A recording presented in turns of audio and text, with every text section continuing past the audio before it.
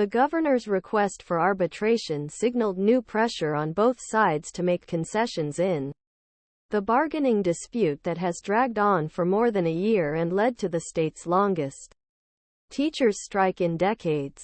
Campuses will remain closed for the 11th school day on Friday due to the illegal work stoppage.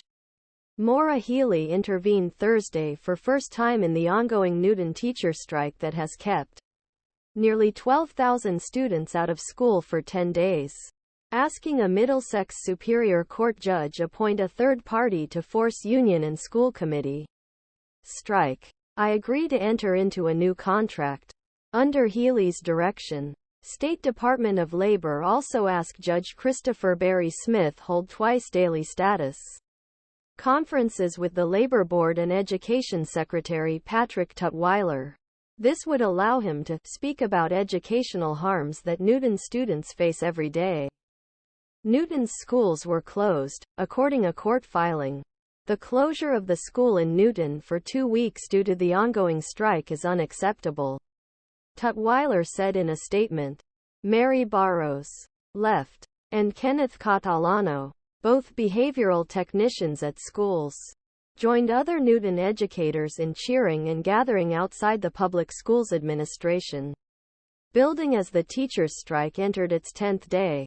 As a lifelong educator who began his career in classroom 25 years ago, I deeply appreciate work our educators do and understand constraints school committee faces. But our students suffer every day that Newton public schools are closed, Tutwiler said. Our focus is on keeping children in school, ensuring they receive a quality education, and supporting our hardworking educators. We need our students back in the classroom now. Also Thursday, the school committee voted to cancel the district's February break in order to immediately make up for lost school days. Committee members said they couldn't risk having to find more make-up days later in the year due to an extension of the strike or snow cancellations.